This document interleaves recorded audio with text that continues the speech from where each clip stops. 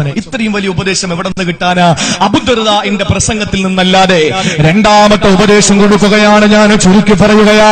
രണ്ടാമത്തെ ഉപദേശം കൊടുക്കുകയാണ്, പൊന്നുമോനെ, പൊന്നു സഹോദരാ, അള്ളാന്റെ ഭവനമുണ്ടല്ലോ, പടച്ചതമ്പുരാന്റെ ഭവനമുണ്ടല്ലോ, ആ പള്ളിയെ നിന്റെ ഭവനമായി നീയൊന്ന് കാണണേ, നിന്റെ വീട് പോലെ നീയൊന്ന് കാണണേ.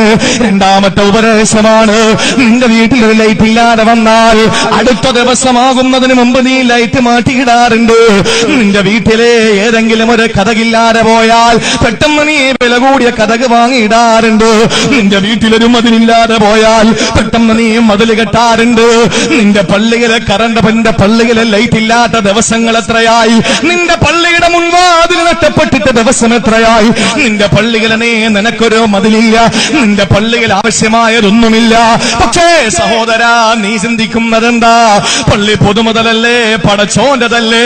ഇനിയും അതല്ലെങ്കിൽ ഞാൻ നമ്മുടെ ഇടയിൽ നടക്കുന്ന ഒരു ഉദാഹരണം പറയാ. വീട്ടിൽ നിന്ന് ഒളിവെടുത്തുകൊണ്ടാണ് പോകേണ്ടത്. മര്യാദ എങ്ങനെയാണ്? വീട്ടിൽ നിന്ന് ഒളിവെടുക്കുക, വീട്ടിൽ തന്നെ റവാത്തിബ് നിസ്കരിക്കുക, എന്നിട്ടാണ് ഫർള് നിസ്കരിക്കാൻ പള്ളിയിൽ പോകേണ്ടത്. പള്ളിയിൽ ചെന്നു കഴിഞ്ഞാൽ അതാണ് അതിന്റെ രീതി. പള്ളിയിൽ ബാങ്ക് വിളിക്കുമ്പോഴോ വിളിക്കുന്നതിന് മുമ്പോ വീട്ടിൽ വെച്ച് നീ ഒളിവെടുക്കുക, എന്നിട്ട് നീ വീട്ടിൽ സുന്നത്ത് നിസ്കരിക്കുക. ലോഹറിന്റെ ബാങ്ക് വിളിക്കുമ്പോൾ ഒളിവെടുത്ത് വീട്ടിൽ നിന്ന് തന്നെ ഒളിവെടുത്ത് വീട്ടിനകത്ത് വന്നിട്ട് നീ 2 റക്അത്ത് സുന്നത്ത് നിസ്കരിക്കുക, എന്നിട്ട് നേരെ പള്ളിയിലും നടന്നു വരിക. അങ്ങനെ പള്ളിയിലും നടന്നു വന്നിട്ട് പള്ളിക്കകത്ത് കയറി നീയത്ത് ഇഅ്തികാഫിന്റെ നീയത്ത് വെച്ച് പള്ളിയിൽ കയറിയാൽ ആ പള്ളിക്കകത്ത് 2 റക്അത്ത് തഹിയ്യത്ത് നമസ്കരിക്കുക. നിസ്കാരം കഴിഞ്ഞ് റബ്ബിനോട് കാര്യങ്ങൾ ചോദിച്ചുകൊണ്ടിരിക്കുമ്പോൾ ഇഖാമത്ത് കൊടുക്കും. നീ നമസ്കാരം കഴിഞ്ഞ് നിനക്ക് റബ്ബിനോട് ചോദിക്കാനുള്ളത് മുഴുവനും ചോദിച്ച് അവിടെ നിന്ന് പെട്ടെന്ന് സ്ഥലം വിടുക, എന്നിട്ട് വീട്ടിൽ പോയി റവാത്തിബ് സുന്നത്ത് നിസ്കരിക്കുക. ഇതാണ് അതിന്റെ രീതി. എങ്കിൽ എന്റെ പ്രിയപ്പെട്ടവര്, വീട്ടിൽ നിന്ന് ഒളിവെടുക്കുമ്പോൾ എത്ര ശ്രദ്ധിച്ചാണ് ഒളിവെടുക്കുന്നത് അല്ലേ? ഒരിക്കൽ നമ്മൾ തുറന്നുവിട്ട് ആ വെള്ളം ഏറ്റുപിടിക്കാൻ അടിയിലൊരു ബക്കറ്റ്, നമ്മൾ പറയും ഒളിവെടുക്കുന്ന വെള്ളം അത് പിന്നീട് വരുന്നവർക്ക് ബാത്റൂമിലെങ്കിലും ഉപയോഗിക്കാം, ഒരു തുള്ളി വെള്ളം കളയൂല. എത്ര സൂക്ഷ്മതയാണ് വെള്ളത്തിൽ ഇങ്ങനെ കൈമുക്കിയിട്ട തുടക്കിയത് എന്നത്.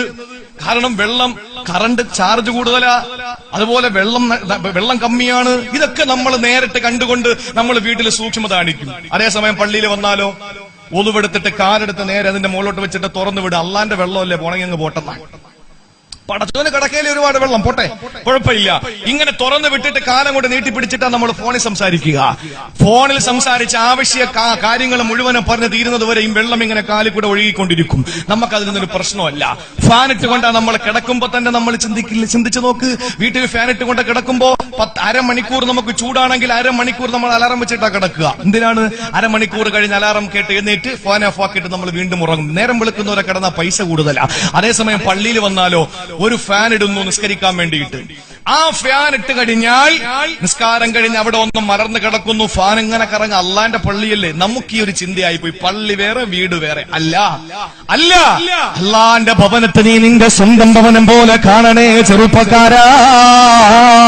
അള്ളാന്റെ പള്ളിയെ നിന്റെ സ്വന്തം വീട് പോലെ നീ കാണണേ എന്ന് പഠിപ്പിച്ച് മഹാനായ അബൂദർദാ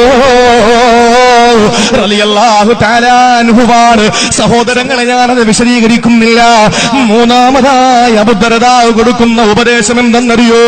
മഹാനായ അബൂദർദാ ഉപദേശം കൊടുക്കുകയാണ്, സഹോദരാ, നീ ഒരു പണ്ഡിതനാകണേ, നീ ഒരു പണ്ഡിതനാകണേ, കഴിഞ്ഞില്ലെങ്കിൽ ഒരു പഠിക്കുന്നവനാകണേ. അതും സാധിച്ചില്ലേ, നീ പണ്ഡിതന്മാര് പറയുന്ന പ്രഭാഷണമൊന്ന് ശ്രവിക്കണേ. അതിനും നിനക്ക് സമയമില്ലെങ്കിൽ നീ അവരെ ഒന്ന് ഇഷ്ടപ്പെടണേ.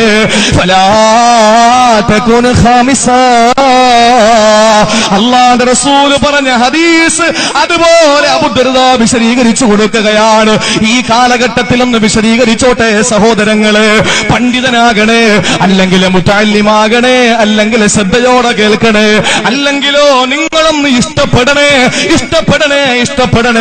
പണ്ഡിതനാകാൻ നമുക്ക് സാധിക്കണം പ്രിയപ്പെട്ടവര്. അള്ളാഹുവിന്റെ ദീനിന്റെ ഉലൂമുകൾ പഠിക്കാൻ നമ്മൾ തയ്യാറാകണേ. നിങ്ങൾക്കറിയുമോ റസൂലുള്ളാഹി ആരെയാണ് ദേഷ്യപ്പെടുന്നത്? ആരോടാണ് പടച്ചോനെ ദേഷ്യമെന്നറിയോ? നമ്മൾ ചിലരൊക്കെ നമ്മുടെ മനസ്സിൽ ചിന്തിക്കും, റബ്ബിന് ദേഷ്യം ആരെടുത്താൽ. ശ്രദ്ധിക്ക, അള്ളാഹുവിന് ദേഷ്യം ആരെടുത്താൽ? അള്ളാഹുവിന്റെ റസൂല് പറഞ്ഞു, അള്ളാഹു ഏറ്റവും കൂടുതൽ ദേശിക്കുന്ന ഒരു വിഭാഗമുണ്ട്. ആ വിഭാഗത്തിന്റെ പ്രത്യേകത എന്താണെന്നറിയോ?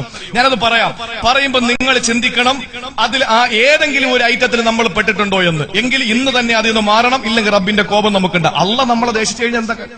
റബ്ബ് നമ്മളെ ദേശിച്ചു കഴിഞ്ഞാൽ അള്ളാഹ് ഉടനെ ജിബ്രീലിനെ വിളിക്കും. എന്നിട്ട് പറയും, ഇന്ന നാട്ടിലെ ഈ വിളക്കുടി എന്ന് പറയുന്ന പ്രദേശത്തെ ഇന്ന വീട്ടിലെ ഇന്ന ആളോട് എനിക്ക് ദേഷ്യമാ, അതുകൊണ്ട് ജിബ്രീലെ നീയും ദേഷ്യപ്പെടണം. ജിബ്രീൽ ദേഷ്യപ്പെടുക മാത്രമല്ല, ജിബ്രീൽ ഉടനെ മലക്കുകളെ മുഴുവൻ വിളിച്ചു കൂട്ടിയിട്ട് പറയും, അറിഞ്ഞില്ലേ ഇന്നയാളിനെ അള്ള ദേഷ്യം വെക്കാൻ, അതുകൊണ്ട് നിങ്ങളും ദേഷ്യം വെക്കണം, ഞാനും ദേഷ്യം വെച്ചിരിക്കാം. അങ്ങനെ മലക്കുകൾ മുഴുവനും ദേഷ്യപ്പെട്ട് അവർക്ക് ഇഷ്ടമില്ലാന്ന് കണ്ടു കഴിഞ്ഞാൽ സമൂഹത്തിൽ അവന് വട്ടപൂജ്യമാകുമെന്ന് നബി മുഹമ്മദ് മുസ്തഫ. നല്ല തേച്ചുമിനിക്ക് നല്ല പെർഫ്യൂമൊക്കെ അടിച്ചിറങ്ങും. ആളുകൾ പറയും നിന്റെ ഒലിക്ക് പോടാന്ന് പറയും. കാര്യം എന്താ? മലക്കുകൾ മൊത്തം നിന്നെ വെറുത്തിരിക്കാൻ. കാരണം എന്താ? ജിബ്രീൽ വെറുത്തുപോയി. ജിബ്രീൽ വെറുക്കാൻ കാരണം എന്താ? അള്ള വെറുത്തുപോയി. ഇനി ഒരാളെ അള്ള ഇഷ്ടപ്പെട്ടാലോ? കാണാൻ വലിയ ലുക്കൊന്നുമില്ല. അള്ള ഒരാളെ ഇഷ്ടപ്പെട്ട ജിബ്രീൽ ഇഷ്ടപ്പെടും, അതുവഴി മുഴുവൻ മലക്കുകൾ ഇഷ്ടപ്പെടും. അങ്ങനെ വന്നാൽ സമൂഹത്തിൽ അവന് വലിയ ഉന്നത സ്ഥാനം ഉണ്ടാവും. ദരിദ്ര കുടുംബമാണ്, കാണാൻ ഒരു ലുക്കുമില്ല, സാമ്പത്തികം ഒന്നുമില്ല. പക്ഷെ അവനൊരു നാട്ടിൽ വന്നൊരു കാര്യം എഴുന്നേറ്റ് നിന്ന് പറഞ്ഞാൽ സമ്പന്നരും നേതാക്കന്മാരും ജനപ്രതിനിധികളും അവരൊക്കെ അത് സശ്രദ്ധം കേട്ടുകൊണ്ട് അദ്ദേഹം പറയുന്നത് അനുസരിക്കാൻ തയ്യാറാവും. എന്തുകൊണ്ടാ?